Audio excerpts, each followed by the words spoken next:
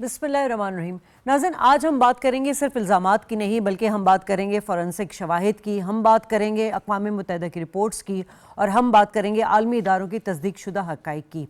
पेशावर में 9 मई के जो वाक़यात हैं उस पर पंजाब फ़ॉरेंसिक साइंस लेबॉर्ट्री की जो रिपोर्ट आई है उसने कई पर्दे चाक कर दिए हैं, कई जो हैं वो बेनकाब कर दिए हैं। और रिपोर्ट के मुताबिक खैबर पख्तूनख्वा के वज़ीर आला सोहेल आफरीदी समेत PTI की अहम क़यादत की वीडियोज़ में मौजूदगी की तस्दीक हो चुकी है, और फ्रेम टू फ्रेम जो है ये सब सामने आ चुका है, क्योंकि प्रोफाइल तस्वीर जो है वो मैच कर चुकी है। और ये कि किसी भी सियासी बयान पर नहीं, बल्कि ये एक साइंसी तजुर्बे पर मबनी है। सो इस पर पाकिस्तान तहरीक इंसाफ का क्या रद्द अमल है। दूसरी जानिब वज़ीर आला सोहेल आफरीदी साहब जो हैं वो दहशतगर्दी के हवाले से शवाहिद मांग रहे हैं कि अगर दहशतगर्दी है तो शवाहिद दें। तो अक़वाम मुत्तहिदा की जो शवाहिद जो और जो बयानात हैं, चीन हो गया, आलमी जरीदे हो गए, ख़ुद पाकिस्तान जो कि कई अरसे से अफ़गानिस्तान से पाकिस्तान में होने वाली जो दहशतगर्दी है उसके सबूत बारहा पेश कर चुका है।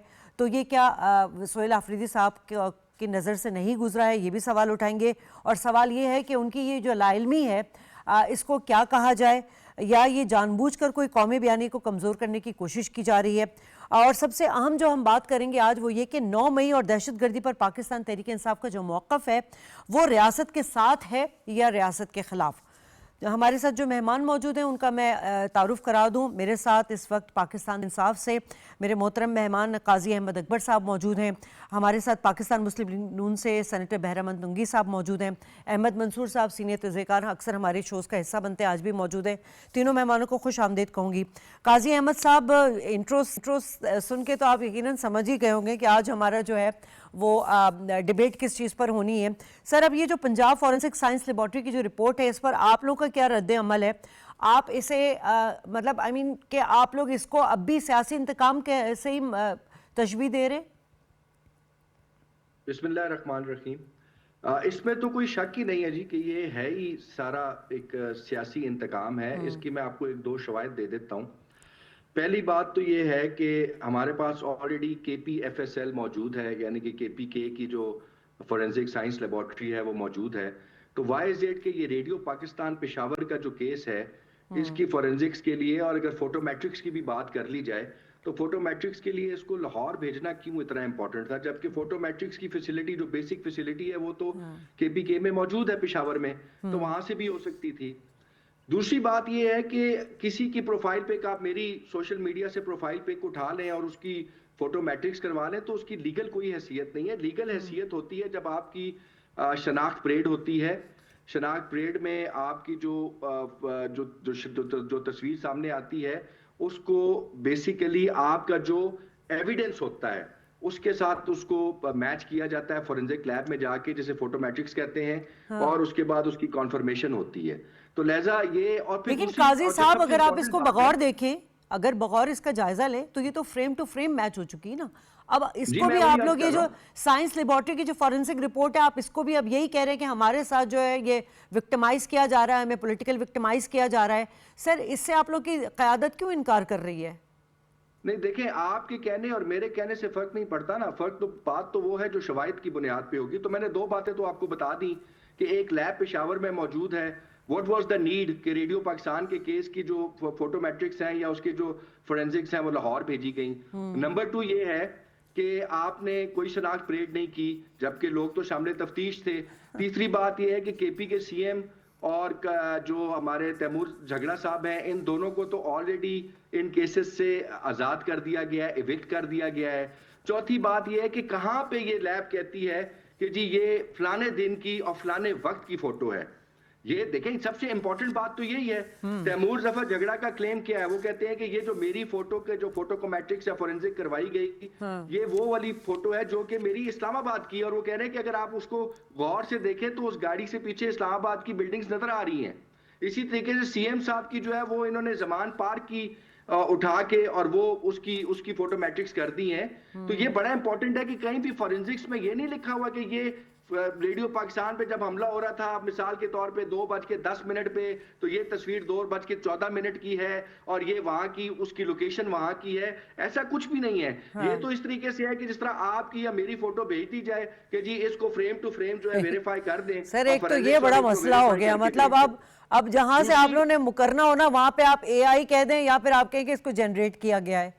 अब ये तो बड़े मसले हो गए मैं तो ना एआई की बात कर रहा हूँ, ना जनरेट करने की बात कर रहा हूँ, मैं तो शवाहिद की बात कर रहा हूँ। जो जी। मैं बात कर रहा हूँ उसको आप लीगली गलत साबित कर दें तो मैं अपना केस प्लीड नहीं करूंगा, ठीक है, लेकिन जो बात मैं कर रहा हूँ वो शवाहिद की बुनियाद पे हो रही है। ठीक अब है। एक पॉइंट आगे भी मैं आपको लेके चलना चाहता हूँ, इसमें वो भी बड़ा इंपॉर्टेंट पॉइंट है कि अभी कुछ अरसा पहले, आज से कोई महीना या 1.5-2 महीने में हो सकता है कि कुछ मुगालता हो मुझे, हमने खुद पंजाब असेंबली से ये बिल पास हुआ है फॉरेंसिक्स का। हम तो अपोजिशन में थे, गवर्नमेंट ने पास करवाया है।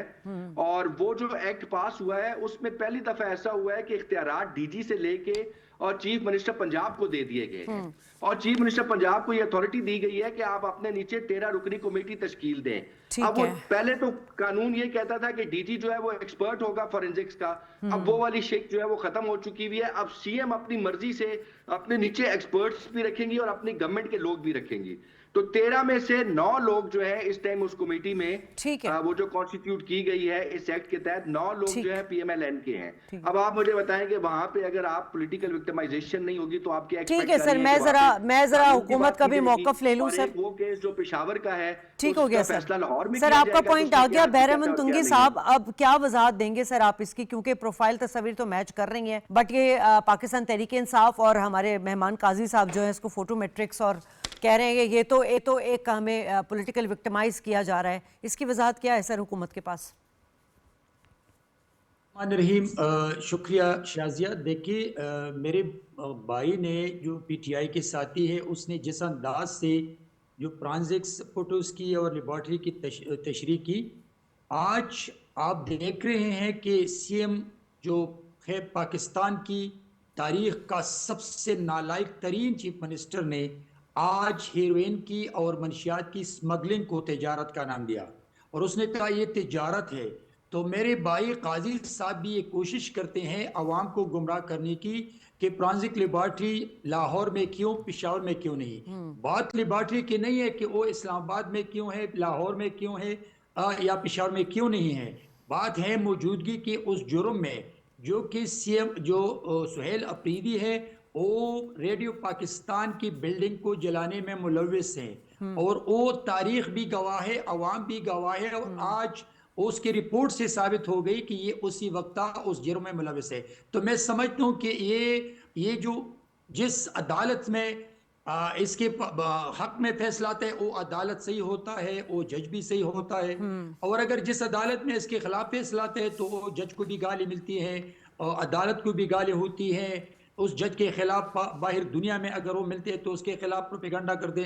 तो ये पीटीआई वालों के ये एक तरीका है, तरीके वारदात है। लेकिन मैं आपको बताता चलूं कि आज जो सीएम खैबर पख्तूनख्वा है उसका किरदार, उसने तो साबित किया कि मैं स्मगलर हूं, मैं मंशियात का स्मगलर हूं। उसने तो साबित किया कि मैं अफगानिस्तान की तरफ से जो हमारे सूबे में दहशतगर्दी हो रही है मैं उस पर खुश होता हूं। उसने साबित किया जब उसने शवाहिद मांगे दहशतगर्दी की तो यूनाइटेड नेशन के वो जो शवाहिद है, वो जो डॉक्यूमेंटेशन है उसको स्टडी कर ले। आप इस वक्त एक चीफ एग्जीक्यूटिव के तौर पे काम करते हैं तो आप उसको स्टडी कर ले और देख लें कि अफगानिस्तान से, तालिबान रिजीम से पाकिस्तान में और खैबर पख्तूनख्वा में जो दहशतगर्दी हो रही है वो यूनाइटेड नेशन की रिपोर्ट्स के मुताबिक, वो बाहर दुनिया की रिपोर्ट्स के मुताबिक, वो हमारी जो सिक्योरिटी फोर्सेस है उसकी रिपोर्ट के मुताबिक कितनी 80% दहशतगर्दी हो रही है। तो आज सीएम को ये भी पता नहीं है कि दहशतगर्दी को शवाहिद मांगते हैं। आज सीएम ने मंशियात की स्मगलिंग को तिजारत का नाम दिया। जो मेरे मासूम पुख्तून के बच्चों को चाहते कि वो स्मगलर बने, वो एजुकेटेड न बने, वो तालीम छोड़ दे, वो स्मगलिंग में मुलविस हो। तो काजी साहब को मैं बताना चाहता हूं कि देखिए आप खुदा का खौफ करें, बस कर, एनफ इज एनफ। आपने बहुत कुछ किया, आपने अवाम को गुमराह करने की, आपकी मुजरिम कैदी अरसद ने भी अपना किरदार नहीं छोड़ा और आप भी उसके नक्शा पे आप अवाम को बेवकूफ़ बनाते हैं। ठीक है अहमद साहब, गुफ्तगू आप सुन रहे हैं सर। अब ये वीडियो में एडिटिंग ना होने के बावजूद पीटीआई ये क्यों साबित नहीं कर पा रही कि क़यादत जो है वो मौके पर वहाँ पे हम तो नज़र आ रहा है, मतलब ये प्रोफाइल मैच हो रहा है कि मौजूद थे वहाँ पे वो लोग, लेकिन वो डिनाइल मूड पर आ रहे हैं। अब बड़ा ये रिस्पॉन्सिबिलिटी वाला काम हो जाता है हुकूमत के लिए भी कि ये जो इस पर किस तरह से कानूनी कार्रवाई और क्या टाइमलाइन के तहत इसको आगे बढ़ाया जाए, ताकि ये मामला जो है, क्योंकि 9 मई का मामला जो है वो उसे सरफे नज़र नहीं किया जा सकता, वो एक स्याह दिन था। इस मामले को सियासी तासुर के बजाय किस तरह आईनी और कानूनी तौर पर जो है उसको इस दायरे में लाया जाए?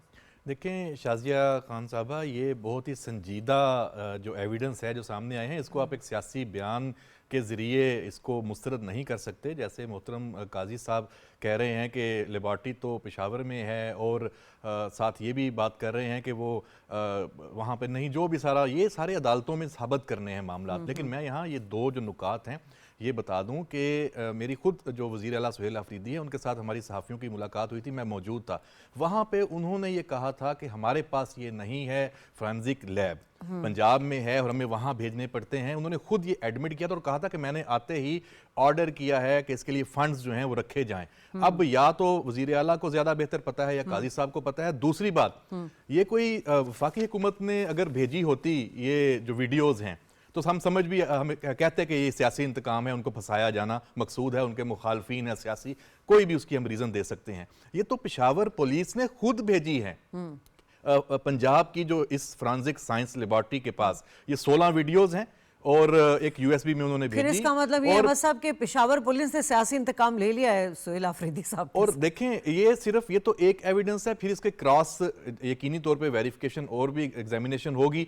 फिर देखें और मौके पे मौजूदगी के और भी शवाहद फिर होते हैं, फिर उनको भी मिलाया जाएगा। ये अदालती एक कानूनी कार्रवाई है जो अब आगे बढ़ेगी। और मैं समझता हूँ कि वज़ीर आला सुहेल आफरीदी और उनके साथ जिन के नाम आए हैं बाकी जो लोग हैं, ये उनके लिए केस बड़ा मजबूत हो गया है। उनको एक कानूनी तौर पर अब इसके से बचना होगा और अदालत में इसका सामना करना होगा। और ये इतना आसान नहीं है कि आप एक सियासी बयान के जरिए इससे अपनी जान छुड़ा सकें। ठीक है काजी साहब, क्या मसला है? मतलब पाकिस्तान तहरीक इंसाफ के जिस तरफ से भी, जिस एस्पेक्ट से भी बात करो तो वो एक इम्प्रेशन यही जा रहा है कि रियासत मुखालिफ बयानिया पर आप लोग जो है ना कारबंद हुए हैं इस वक्त। चाहे वो दहशतगर्दी का मामला ले लें, चाहे वो मिलिट्री ऑपरेशंस का मामला लें। अब दहशतगर्दी पर भी आपके वज़ीर आला साहब फरमा रहे हैं कि जी सबूत पेश किया जा रहा है। भाई सबूत तो अक़वाम मुत्तहिदा की रिपोर्ट है, चीन है, आलमी जरीदे हैं, पाकिस्तान एविडेंसेस के साथ दे चुका है सर। लेकिन आपके वज़ीर आला का निराला ही अंदाज है कि जी दहशतगर्दी के सबूत दें। और कैसे सबूत होते हैं सर? देखिए, पहले तो अहमद भाई की बात पे मैं बताता चलूं कि KPFSL Khyber Pakhtunkhwa forensic science laboratory Peshawar में एग्जिस्ट कर रही है। उसमें DNA की फैसिलिटी, फिंगरप्रिंट्स की, बैलिस्टिक्स की, फोरेंसिक पैथोलॉजी की, टॉक्सिकोलॉजी की, फोरेंसिक बायोलॉजी की और बेसिक फोटोमेट्रिक्स की, ये तमाम वहां पे मौजूद है। नंबर 1। नंबर 2 ये है कि आपने कहा कि हमारी अपनी पुलिस ने भेजी, तो बिल्कुल ये पेशावर पुलिस ने ही भेजी, लेकिन ये पोस्ट 9 मई के इंसिडेंसेस की हैं। जब 9 मई के बाद ये सारी चीजें भेजी गई थी, सवाल तो ये पैदा होता है कि ये 2 साल बाद इनको ख्याल आया कि ये हमने फोटोमेट्रिक्स, आपको पता है फोटोमेट्रिक्स का प्रोसेस जो है वो हार्डली 48 घंटे से 72 घंटे के अंदर वो कंप्लीट हो जाता है। तो व्हाई इज इट कि इट टुक देम 2 इयर्स और ये उन्होंने आज आके उनको ख्याल आया कि फ्रेम टू फ्रेम हमने मैच करना है। दूसरा, मैं फिर रिपीट करता हूं आपके प्रोग्राम में और मैं इस पे चैलेंज करता हूं कि कौन सी फॉरेंसिक रिपोर्ट है जो ये कहती है कि जी ये इस टाइम पे हुआ था और इस जगह पे हुआ था। ये फ्रेम्स को मैच करने वाली कहानी बिल्कुल ठीक है, अदालतों में कॉन्टेस्ट की जाएगी, लेकिन इसके ऊपर कोई नैरेटिव बिल्डिंग अगर करने की कोशिश की जाए तो वो हम कभी भी नहीं होने देंगे अदालतों में। अच्छा सर, आप कह रहे हैं कि अगर सिविल नाफरमानी की जाए, इदारों पर हमले किए जाएं, तो वो क्या 2 साल बाद उस केस को खत्म कर देना चाहिए? लेकिन कम से कम 2 साल बाद उसको नहीं खोलना चाहिए, इसलिए कि CM आफरीदी कराची गया और 1 लाख बंदा निकल आया उसके जलसे में, बावजूद इसके कि आपने तमाम तर रुकावटें डाली, इसलिए नहीं कि वो स्ट्रीट मूवमेंट की तरफ जा रहा है।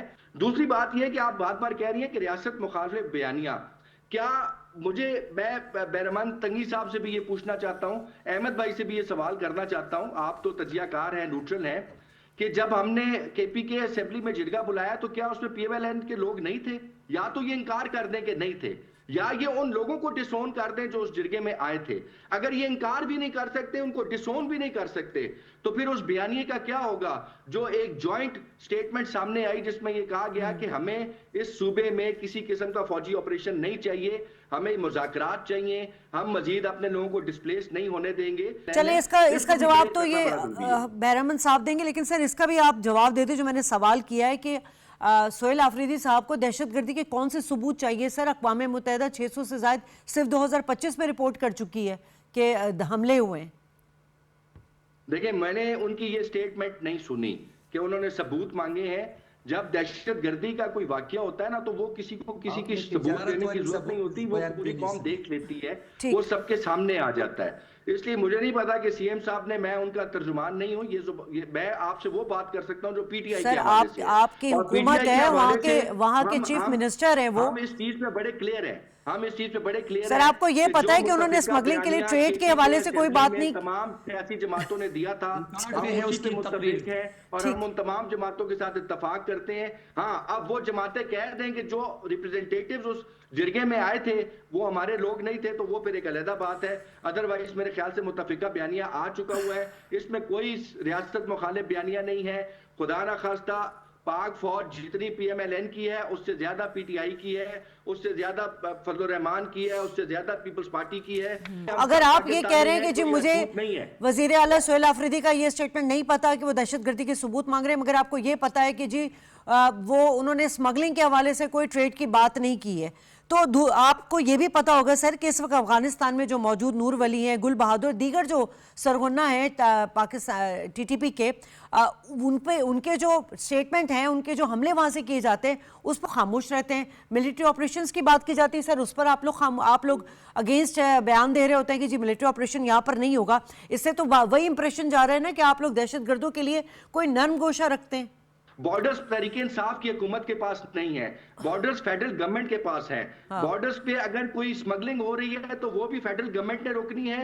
अगर कोई क्रॉस बॉर्डर टेररिज्म जो कि हम कहते हैं सर 18वीं तरमीम के बाद लॉ एंड ऑर्डर जो है आप लोग के डोमेन में आता है। ठीक है सर, आपका सर पॉइंट आ गया आपका। चले बहरमन तुंगी साहब जवाब दे दे, सवाल करके मैं वक्त नहीं जाया करना चाह रही।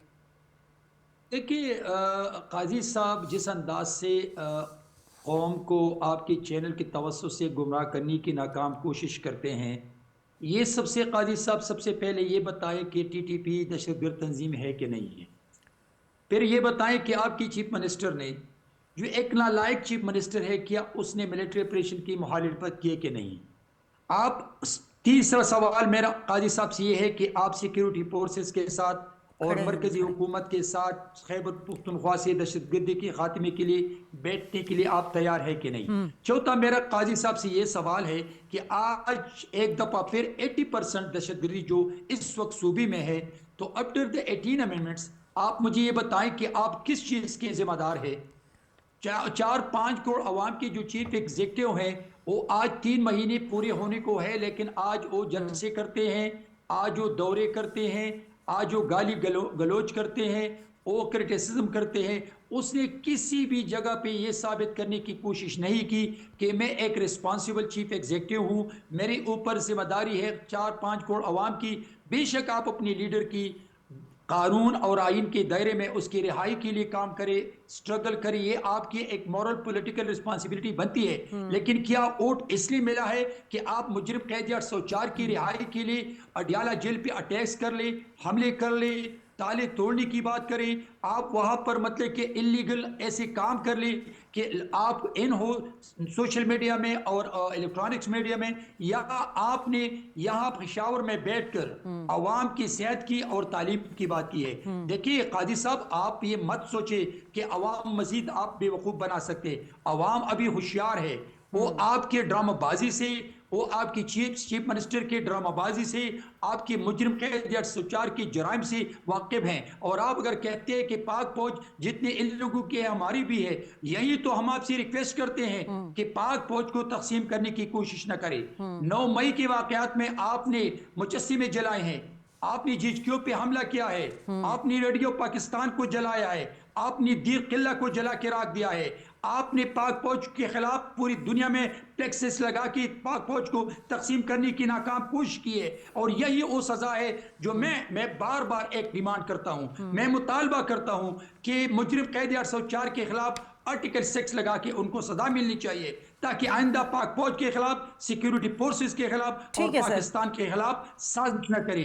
इंडिया तालिबान रिजीम के साथ एक पेज पर बैठकर पाकिस्तान को नुकसान पहुंचने की कोशिश न करे। ठीक है अहमद साहब, अब बात वही है कि हमने तो जब भी जो हमने डीजीआई स्पेयर की प्रेस ब्रीफिंग भी देखी, उन्होंने सबूत के साथ, मतलब उन्होंने तो बाकायदा हमें वो स्क्रीन पर दिखाया भी है कि सोहेल आफरीदी साहब जिस तरह स्टेटमेंट देते रहते हैं, मुझे तो वो भी याद है, उन्होंने तो ये भी कहा था कि हम अफगानिस्तान से कहेंगे कि आके केपी में अमन कायम करे, पाकिस्तान में अमन कायम करने में ताउन करे, मतलब लाइक इस तरह के स्टेटमेंट देना। दूसरा आप ये बात कर रहे हैं कि जी मैंने तो ऐसा सुना नहीं कोई स्टेटमेंट सोहेल आफरीदी साहब का कि वो कह रहे हैं कि दहशतगर्दी के खिलाफ जो है वो सबूत दें जो अफगानिस्तान से की जा रही है। मतलब बैनुल अक़वामी रिपोर्ट्स मौजूद हैं, बैनुल अक़वामी रिपोर्ट्स मौजूद हैं अहमद साहब, सब कुछ है, मगर काजी साहब को शायद ये पहलू वो नज़रअंदाज कर गए।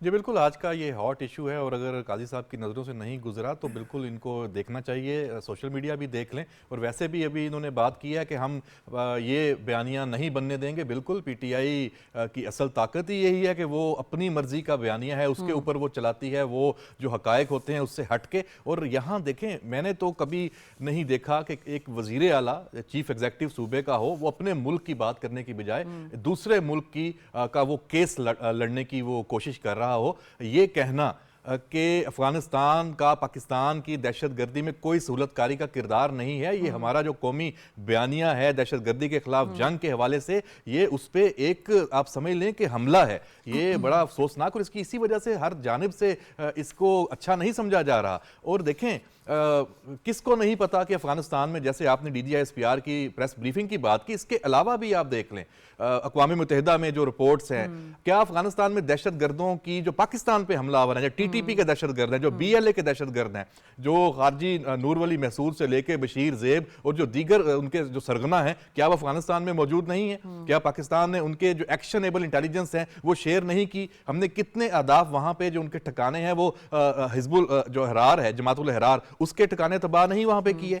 क्या जो पाकिस्तान में दहशतगर्दी के वाकयात होते हैं, वाना कैडेट कॉलेज में जो खुदकुश हमला आवर थे, जो इस्लामाबाद की कचहरी में हमला आवर थे, जो पेशावर में जो हमला हुआ था अभी दिसंबर में, उससे पहले बन्नू में जो कार्रवाइयां हुई हैं, 70% से ज्यादा जो खुदकुश जो हमला आवर थे वो अफगानी शहरी थे। फिर जो तश्कीलें हैं जो अफगानिस्तान से यहां पे आती हैं, उनको फिर उनकी जो ऑडियो वीडियो जो कन्वर्सेशन रिकॉर्ड हुई है इन हमलों के दौरान, वो वहां से हदायत लेते आ रहे हैं। तो ये सारे एविडेंस मौजूद हैं। फिर आप कहते हैं कि जो हमसाया ममालिक अफगानिस्तान के दीगर हैं उनको तो कोई प्रॉब्लम नहीं है, तो आपको ये भी नहीं पता कि ईरान के अंदर जो अफगान महाजरीन वाला इशू है, क्या वहां से उनकी वापसी नहीं हो रही? क्या ये ईरान की जो रिपोर्ट है, दुनिया के बड़े बड़े जो जरायद हैं उनकी रिपोर्ट है, जहां से भी अफगान जो शहरी हैं उनको वापस भेजा गया, वहां जुराइम की जो शरह है वो कम हुई है। ईरान के अंदर सिर्फ 30% की बात की जा रही है। यूरोप के अंदर आप देख लें कि वहां पे अफगान जो शहरी हैं उनको वहां से निकाला जा रहा है। पाकिस्तान के अंदर आप उनका केस लड़ रहे हैं, समझ से बालातर है, और अपने जो लोग शहीद हो रहे हैं, जिन्होंने कुर्बानियां दी हैं, आपको उनकी अपने सूबे के अवाम की परवाह नहीं है। इसी तरह ताजिकिस्तान की मैं अगर एग्जाम्पल दे दूं, वहां पर दिसंबर में 5 जो चीनी हैं वो हलाक हुए, अफगानिस्तान से हमला हुआ है। तो आपको तमाम जो हमसाया ममालिक वहां से तंग हैं। और ये बिल्कुल कौन कहता है कि अफगानिस्तान की जो मौजूदा इस वक्त अफगान तालिबान की जो रजीम है वो लेजिटिमेट है? आपने 2021 में जो दोहा एग्रीमेंट के जरिए उनको कुछ शराइत के साथ वहां पे रखा था, उसको पूरी दुनिया ने और खासतौर पे अमेरिका ने जो सपोर्ट किया, उसको उन्होंने बिल्कुल कोई वादा जो खिलाफ वर्जी उन्होंने नहीं की। और ये तो बड़ा क्लियर है कि जो पाकिस्तान में दहशतगर्दी है उसमें 70% जो है वो अफगानी मुलविस पाए गए हैं। ये जो फितनौल खवारिज हैं, जिनको फितनौल हिंदुस्तान की सपोर्ट हासिल है, और बड़ा क्लियर एक मैसेज भी दे दिया गया है कि इनको बख्शा नहीं जाएगा, फितनौल खवारिज को जहन्नुम वासिल किया जाएगा, और जो इंटरनल टेररिस्ट फैसिलिटेटर हैं उनको भी नहीं छोड़ा जाएगा। अब बात वही है कि इस वक्त पाकिस्तान तहरीक इंसाफ जो है वो रियासत के मुखालिफ जो बयानिया है उस पर क्यों स्टेटमेंट इस तरह के उनके हमें नज़र आते हैं, ये बड़ा लम्हा फ़िक्रिया है। बहरहाल मैं तीनों मेहमानों को शुक्रिया अदा करना चाहूँगी। ब्रेक लूँगी, ब्रेक के बाद दूसरे सेगमेंट पर बात होगी।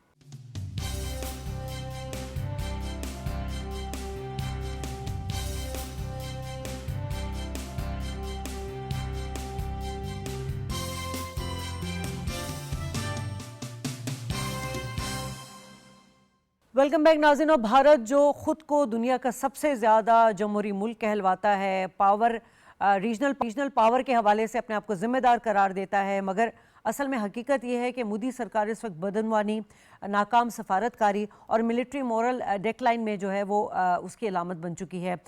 याद होगा कि 2022 अगस्त में जब कतर में 8 साबिक नेवी एहलकार भारत के गिरफ्तार हुए थे और उसके बाद जो भारत की सुबकी हुई थी, इस वक्त भी कतर में साबिक भारतीय नेवी अफसर की दोबारा गिरफ्तारी ने भारतीय फ़ौज की जो नाम नेहाद प्रोफेशनलिज्म है, मोदी हुकूमत की जो एक नॉन अकाउंटेबिलिटी और भारत की जो आलमी साख है उसको बेनकाब कर दिया है।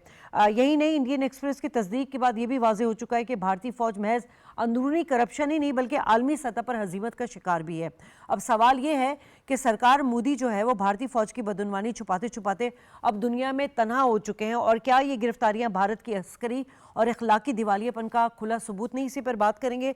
मेरे साथ गेस्ट मौजूद हैं इस वक्त। Major general retired Zahid Mahmood साहब दिफाई तज़्येकार हैं, हमें ज्वाइन कर चुके हैं। चेयरमैन जवानाने पाकिस्तान अब्दुल्ला हमीद गुल साहब, दोनों मेहमानों को वेलकम कहती हूँ। मेजर जनरल जाहिद साहब, अब ये जो सवालात उठ रहे हैं भारत की फ़ौज के हवाले से, आप क्या समझते हैं कि इस वक्त कतर में भारतीय नेवी अफसर की दोबारा गिरफ्तारी ने इस वक्त बड़ी बदतरीन सफारतकारी का सबूत दिया है भारतीय, इससे क्या इंप्रेशन गया है भारतीय फ़ौज का? बिस्मिल्लाहिर्रहमानिर्रहीम। Thank you very much Shazia for having me. और मेरा बहुत सा it is always honour and being with him show. देखिए, भारत का जो ये एटीट्यूड है जी, ये जो भारत है, ये पिछले 1-2 सालों से इनकी जो अप्रोच है, आई थिंक बहुत खुल के दुनिया के सामने आ गई। ये थे तो ऐसे ही, ये जो टैक्टिस अपनी समझते हैं कि जो हमारी बड़ी टैक्टिस है, हम एक बिग पावर बन गए हैं, वो है तो गीदड़, लेकिन शीशे में अपने चेहरा देखते हैं तो अपने आप को लॉयन समझना शुरू हो गया जी। I think that their chameleon diplomacy, आज जिस भारत के साथ हमारा ताल्लुक है या जो इधर मौजूद है भारत, वो स्ट्रेटेजिकली कंफ्यूज्ड, डिप्लोमेटिकली आइसोलेटेड और अंदर से टूटा फूटा हुआ भारत, और सबसे बड़ी बात यह कि militarily embarrassed and defeated Bharat मौजूद है। इनके ये जो ऑफिसर्स हैं, ये इनकी आर्मी या मिलिट्री के लिए हजीमत नहीं है जी, ये इनकी नेशन और इनके किरदार के लिए पूरी हजीमत है। ये जो हिंदुत्व से लुथड़ी हुई सेफ्रनाइज एक्सपेंशनिस्ट पॉलिसीज है, he is not the only officer जिनको इन्होंने ये बाय स्टेट इंस्ट्रूमेंट यूज करते हैं। मैं आपको मिसालें देता हूँ। पाकिस्तान के पास जो मंकी बैठा हुआ है, is a naval officer, Kulbhushan की मैं बात कर रहा हूँ। इनका एक ऑफिसर यादव पकड़ा गया जो लिंक था गुरवंत सिंह के plot for murder in America, जो सिखों का लीडर का इन्होंने मर्डर करना था। दैट ऑफिसर व डिप्टी कमांडर, ये था जी अपना रिजर्व पुलिस का, रिजर्व पुलिस फोर्स का deputy commandant, serving deputy commandant. Samjhauta express serving officers, ex military officers इनके पाए गए। कतर में ये ट्रेनिंग, कतर में ये लोग डिप्लॉयड थे जी, इंडिया को रिप्रेजेंट करते, इनको यूज किया गया। ईरान के अंदर इनके ऑफिसर्स रॉ के पाए गए, जो अभी स्टैबिंग इन्होंने की है ईरान को मुसाद के साथ मिलकर, वहां इनके ऑफिसर्स में। So this use of their military which has now become the militant wing of संघ परिवार, मैं इसको मिलिटेंट विंग ऑफ संघ परिवार कहता हूँ। रिटायर्ड जनरल को इन्होंने सीडीएस बनाया, उसको लाए, किस लिए लाए? क्योंकि वो हिंदुत्व के उस पर पूरा उतरता है अपने उनकी अज़ाइम के ऊपर। तो डेटरेंस के लिए तो फौज को जो कौमें यूज करती हैं उनकी तो समझ आती है। जब आप एक्सपेंशनिस्ट डिजाइन्स के साथ अखंड भारत का आइडिया लेके जाएंगे, आप मिलिट्री ऑफिसर्स को यूज करेंगे। अब दुनिया को पता चल गया कि ये इनकी टैक्टिस नहीं है, this is there very much character, ये इनका कैरेक्टर नेचर बन चुकी है, जिससे ये वल्नरेबल हुए हैं। और फिर मैं कहता हूँ कि ये भारत जो है आज स्ट्रेटेजिकली कंफ्यूज भारत खड़ा है, जो स्ट्रेटेजिक माइंड इनसाइड भारत है वो भी परेशान है कि हमारी जी पॉलिटिकल टेररिस्ट लीडरशिप, पॉलिटिकल जो है ये इस मुल्क को कहां से कहां पर ले आए और स्क्वीज कर दिए। ठीक है। अच्छा अब्दुल्ला साहब, अब हमें तो ये जो हिंदुत्व आइडियोलॉजी है ये भारत में बिल्कुल पेनिट्रेट होते हुए नज़र आ रही है। इसका मुंह बोलता सबूत ये जो इनकी जो फ़ौज है उसमें जो करप्शन है, बदनवानी है। और ये तो बड़ी बात है कि जी कतर में अगस्त में जो 22 अगस्त 2022 में हुआ था, जिसमें इजराइल के लिए ये जासूसी कर रहे थे और कतर की एक निजी कंपनी में काम करते थे, जो कतर की जो आर्म फोर्सेस थी उनमें मुशावरत और दीगर मामलात में उनको अटैच हुई हुई थी, और उनको फिर पहले तो मौत की सज़ा हुई, फिर उम्र कैद की सज़ा हुई। अब इन तमाम चीज़ों पर आलमी जरीदे तो जो लिख रहे हैं सो लिख रहे हैं, लेकिन भारत के अपने अंदर इंडियन एक्सप्रेस की तस्दीक करना ये कितना बड़ा मतलब ये कि भारत को एक्सपोज कर रहे हैं भारत के अपने जो मीडिया के लोग हैं? बिस्मिल्लाहिर्रहमानिर्रहीम, बहुत बहुत शुक्रिया। जल साहब ने बड़ी खूबसूरत बात की कैमिलियन आइडियोलॉजी की। और जो जैसे गिरगिट रंग बदलती है, ये मौसम के साथ साथ, हालात के साथ साथ, अपनी कोई इनकी आइडियोलॉजी है नहीं, कोई फिक्स्ड आइडियोलॉजी नहीं है। ये हवा की जो जिस तरह बागबानी की कश्ती होती है, इस तरह से चलते हैं। लेकिन हर बार ये पॉलिसी जो है वो कामयाब नहीं होती। जैसे कि अभी आपने कतर का हवाला दिया, 8 लोगों को सजाए मौत हुई थी, उसके बाद एस्पिनाज केस था और ये इजराइल के लिए काम कर रहे थे और फिर वहाँ कतर के अंदर पकड़े गए, सजा हुई और फिर नरेंद्र मोदी ने जो है हाथ पैर जोड़ के जो है इनकी सजा जो थी वो उम्र कैद के अंदर कर दी। भारत जो है वो हमेशा से अपने लोगों को छुपाता रहा, चाहे वो सुरबजीत सिंह हो, कश्मीर सिंह हो, दीगर मामलात हों, हर जगह जो है वो कभी भी आके एक्नॉलेजमेंट नहीं की। लेकिन अब एक्नॉलेजमेंट ज़रूरी हो गई है, इसलिए क्योंकि सोशल मीडिया है, प्रिंट इलेक्ट्रॉनिक मीडिया है और जाहिर है दुनिया में उठने वाली आवाज़ें हैं। और भारत के अंदर जो सबसे बड़ा इशू आ रहा है वो उनकी अपनी ब्यूरोक्रेसी के अंदर मिलिट्री माइंडसेट में आ रहा है। जो ये देख रहे हैं कि जो उनका गांधी का हिंदुस्तान था वो खत्म हो गया, वो मौत उसकी वाकया हो गई और अब एक दहशतगर्दों के हाथ में आया हुआ भारत है जो अपनी एक मकरू सोच जो है वो लोगों के ऊपर जबरदस्ती मुसल्लत करता है। और ये मैं नहीं कह रहा, न्यूयॉर्क टाइम्स की रिपोर्ट मौजूद है जिसके अंदर आरएसएस के कच्चे छट्टे उन्होंने खोल के रख दिए हैं और ये बताया है कि किस तरीके से आरएसएस के जो 40 लाख कारकुनान हैं जिनके 72-73 हजार ऑफिसर्स भारत में मौजूद हैं, वो आज उनकी जुडिशियल सोच के ऊपर हावी हो चुके हैं। यानी कि आप देख लें जो मसाजिद के हवाले से और जो अभी खासतौर पे क्रिश्चियंस के हवाले से जो मणिपुर के वाकयात हैं उसके अंदर बाकायदा अदालती जो फैसले थे उनको नजरअंदाज किया गया। तो इसका मतलब यह है कि अदालत के ऊपर असरअंदाज हुए और ब्यूरोक्रेसी पे असरअंदाज हुए हिंदुत्व जो आरएसएस माइंडसेट है। फिर इसी तरीके से उनकी मिलिट्री के अंदर जिसका अभी जनरल साहब ने जैसे बड़ा जिक्र किया कि एक रिटायर्ड जो अनिल चौहान है उनको कमांडर डिफेंस सर्विसेज जो है उसके ऊपर लगाया गया, जो आए दिन जाके किसी जो है वो योगी के कदमों में बैठे नजर आते हैं यूनिफॉर्म पहने। तो ये मेरे ख्याल में एक तज़हीक है जिसकी वजह से भारत के अंदर जो है सवालात उठना शुरू हो गए हैं और खास तौर पे उनकी ब्यूरोक्रेसी जो है वो परेशान हो गई। मैं आपको नाम लिए बगैर बताऊंगा, आज वो एक बहुत बड़े ओहदे पे भारत में जो है वो मौजूद हैं। पाकिस्तान के अंदर उन्होंने यहाँ बतौर एम्बेसडर काम किया।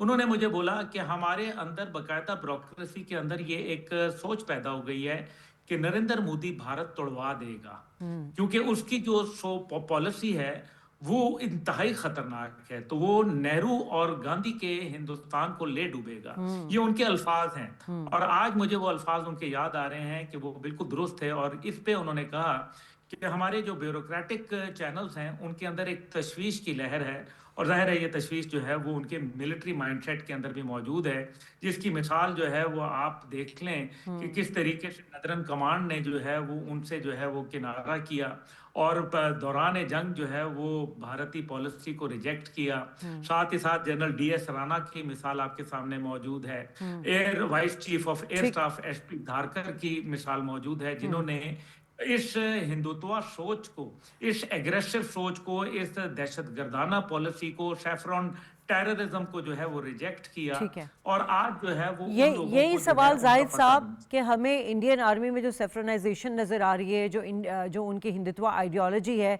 इससे तो नजर ये आ रहा है कि ये जो भारतीय फौज है ये अब नजरियाती मलेशिया में तब्दील हो चुकी है। जी बिल्कुल, देखिए ना, मैंने अर्ज किया कि अगर आपने फौज होती है आपकी डेटरेंस के लिए जी, और अगर डेटरेंस फेल हो जाए तो टू रीगेन द डेटरेंस। जैसे देखे ना पुलवामा में इन्होंने कोशिश की, पहलगाम में कोशिश की, इन्होंने एक इनिशिएटिव लिया, पाकिस्तान पे अटैक किए, जो भी हुआ उन्होंने अपनी विल शो की कि जी हम पाकिस्तान को एक तरवाला समझते हैं और अपनी, तो पाकिस्तान की मिलिट्री ने जो लॉस्ट डेटरेंस थी वो रीगेन की अपने एक्शन से, अपने डिफेंस के बाद जो डिफाइंस शो की, अपनी पोटेंशियल शो की, वो इसलिए मिलिट्रीज होती हैं और दे प्राउडली फाइट। अब जब संघ परिवार का मिलिटेंट विंग जो है ये नजरिया पूरा करना चाहता है एक तो हिंदुत्व का और एक्सपेंशनिस्ट पॉलिसीज है, ये जो एक्सपेंशनिस्ट मिलिट्रीज यूज होती हैं वो उनका फिर नजरिया बदल जाता है जी। They are no more secular military of एक इंडियन स्टेट। इंडिया सेकुलर तो खैर कभी भी नहीं था। जो गांधी जैसी सोच थी, जिसकी अभी अब्दुल्ला गुल साहब जिक्र कर रहे थे, और नेहरू जैसी सोच है, गांधी को किसने मारा? हिंदू ने। नथुराम गॉडसे। ठीक है जी, गॉडसे साहब ने इसलिए मार दिया कि वो सोच से मुताबिकत ही नहीं रखती।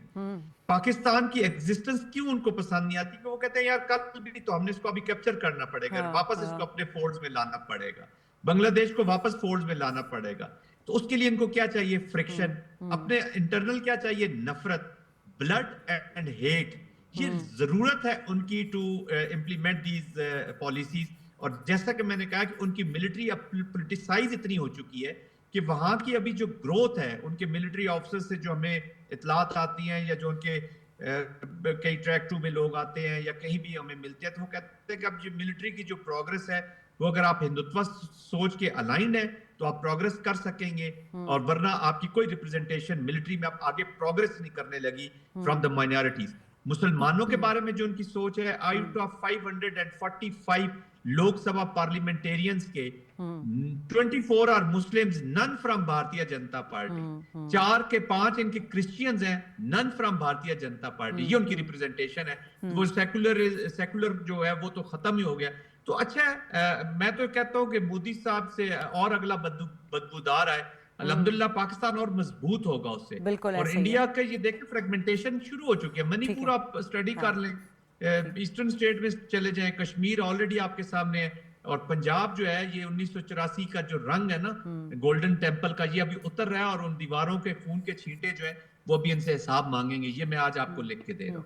अच्छा अब्दुल्ला साहब, बड़े मज़े की बात है कि मोदी सरकार की जो पॉलिसी रही है ना, वो ये रही है कि हमेशा पाकिस्तान मुखालिफ जो है वो बयानियाँ देते रहो, नैरेटिव बनाते रहो, साजिश करते रहो, दहशतगर्दी करते रहो, और ये तमाम चीज़ें करके जो है अपने मुल्क से, अपने माइनॉरिटीज़ के साथ जो सलूक है, जो ह्यूमन राइट्स की वायलेशन है, ख़वातीन के साथ जो नॉर्मल सलूक है, रेप के केसेस हैं, सो मेनी अदर थिंग्स, इन तमाम चीज़ों से, और फ़ौज की जो मतलब इस वक्त उनकी बदउनवानी है, उसकी तवज्जो हटानी है, लेकिन ये चीज़ें अब सामने आती जा रही हैं। देखिए 1750 अरब का जो वहाँ टीका लगाया है इन्होंने राफेल जेट स्कैंडल के अंदर, वो भी सब दुनिया को मालूम है। इसके अलावा जो अभी माजी के अंदर बोफर गन स्कैंडल था राजीव गांधी साहब का, वो भी जो है दुनिया के सामने है। फिर इसी तरीके से जो इन्होंने नेवल जो एम्बेजलमेंट की है नेवी के ठेकों के अंदर, तभी तो ये प्रॉब्लम ये आती है। जैसे हॉल है जो हिंदुस्तान एरोनॉटिकल लिमिटेड है, वो तेजस जेट जैसे चीजें बनाते हैं, पहले अव्वल तो बना ही नहीं सकते, इतने साल गुजर जाते हैं, एक बड़ा अरसा होता है, ऑलमोस्ट 3 दिहाइयां गुजर गई हैं। उनके एयरफोर्स चीफ जो हैं जो जनरल क्या नाम है, air chief marshal Preet Singh, Amarpreet Singh, वो इसके ऊपर जो है बकायदा मतलब बता चुके हैं। उनकी तो वीडियो मौजूद है कि हाउ डिसअपॉइंटेड ही इज। लेकिन इस सब के बावजूद एक चीज है, और मुझे लगता है कि जो उनकी अंदर का एक जो जिसको कहते हैं ना दहशतगर्द, वो नरेंद्र मोदी से भी आगे जा चुका है। वो चाहता है कि हम जो है मजीद इसके अंदर खून खराबा पैदा करें। जैसे जो लोग जो है वो टीटीपी में सेटिस्फाइड नहीं थे, वो फिर उससे बढ़कर जो है वो किसी और में चले गए, फिर वो जमातुल अहरार में चले गए, फिर वो वहां भी उनकी सेटिस्फैक्शन उनकी जो थी वो नहीं हुई, फिर वो दाइश में चले गए, दाइश में भी सेटिस्फैक्शन, वो तकफीरी ग्रुप में चले गए जहां लोगों के सर काटे गए, जहां ये एक्चुअली वो देखना चाहते हैं। और उसके लिए आदित्य योगी नाथ जो है वो नेक्स्ट इन लाइन है। और ये अंदर बीजेपी की बात शुरू हो चुकी है कि Narendra Modi should retire, because Narendra Modi ने जितने पाकिस्तान मुखालिफ जो बातें की थी, वादे वईद किए थे, लेकिन जब अमल का वक्त आया तो वो एक बकरी साबित हुआ। नतीजा ये निकला कि वो अब नरेंद्र मोदी को, मुझे लगता है कि गॉडसे नंबर 2 जल्द पैदा होगा, और नरेंद्र मोदी को तो ले डूबेगा। क्योंकि आप देख लें, क्योंकि आप इंदिरा गांधी का फेट देख लें, आप राजीव गांधी का जो है वो देख लें, जिस तरह से जनरल साहब ने कहा सिखों का कि वो छींटे जो ऑपरेशन ब्लू स्टार में 1984 में किए गए, वो आज जो है वो नजर आ रहे हैं। तो फिर वो छींटे नजर आए थे इंदिरा गांधी के ऊपर, आज जो है वो पूरी दुनिया के अंदर जो सिखों के रेफरेंडम हो रहा है वो उसमें नजर आ रहे हैं। और मुझे ये छींटे जो है कहीं ना कहीं अब नरेंद्र मोदी के ऊपर उड़ते हुए नजर आ रहे हैं। क्योंकि नथुराम गॉडसे जिसने गांधी को कत्ल किया था, उसने ये कहा था कि मेरी अस्थियां यानी कि जो मेरी एशेज हैं वो उस पानी में, इंडस के पानी में बहाना जो इंडस जिस पर पाकिस्तान यानी कि हम उस पर कब्जा कर चुके हों, अभी तक उसकी अस्थियां बहाई नहीं गई। अच्छा। उसने अपने भाई जो छोटे गॉडसे था, हाँ। उसको, ये मुझे नाम उसका भूल रहा है, ठीक। उसको बकायदा उसने ये एक हिदायत की थी। तो ये जो अब जो सूरत हाल बन रही है, ये मोर एंड मोर एक्सट्रीमिज्म की तरफ जा रहे हैं, मोर एंड मोर जो फैसिस्ट अप्रोच है उसकी जानिब जा रहे हैं। कनाडा में ये एक्सपोज होते हैं, या ऑस्ट्रेलिया में इनकी जो है जलालत जो है मुकद्दर बन जाती है, बांग्लादेश की आवाम जो है इनके मुंह पे कालक मलती है उस्मान हादी की शहादत के बाद। ये तमाम चीजें जो है नरेंद्र मोदी को जो है वो एक अनपॉपुलर लीडर जो है बतौर एक आरएसएस का, जो कि राष्ट्रीय स्वयंसेवक संघ परिवार है, उसके अंदर गैर मकबूल कर रही हैं। और वो संघ परिवार जो है वो ज्यादा खून चाहता है, वो ज्यादा जो है तबाही चाहता है, वो जो है रावण की तरह चीजों को जलाना चाहता है। वो एक कहता है कि मैं इस लंका के अंदर आग लगाऊंगा, और वो लंका के लिए आग लगाने के लिए जो है पाकिस्तान का जो फायर फाइटिंग इक्विपमेंट है वो इतना मजबूत है कि पाकिस्तान अल्हम्दुलिल्लाह उनके हर तोड़ का जो है वो मुनासिब जोड़ जो है वो दे रहा है। और इंशाल्लाह अभी तो इब्तदा है। उन्होंने बलोचिस्तान के अंदर जो कुछ किया है और जो वो कर रहे हैं वो हमें इल्म है, लेकिन जो हम करेंगे वो उनको इल्म नहीं है, और जब उनको इल्म होगा it will be too late for them. अभी तो हमने अब्दुल्ला साहब जोर का झटका जो है धीरे से दिया है। ये जो हमने बुनियामिन मरसूस किया था, उसके बाद जो है मोदी सरकार की और भारतीय फ़ौज की जो कलई खुल गई थी, जो हमसे 10 गुना ज़्यादा ताकतवर थे। अब जो आलमी बरादरी है यकीनन भारतीय फ़ौज को एक गैर जिम्मेदाराना और गैर पेशावराना अस्करी क़ुव्वत के तौर पर भी देख रहे हैं। और रही मोदी सरकार की बात, तो मुझे तो लगता है वो कहते हैं ना, घर को आग लगी घर के चिराग से, तो यकीनन ये जो चिराग है ना मोदी सरकार, ये भारत को आग लगा देगा। दोनों मेहमानों को शुक्रिया अदा करना चाहूँगी। प्रोग्राम से इजाज़त, अल्लाह निगहबान।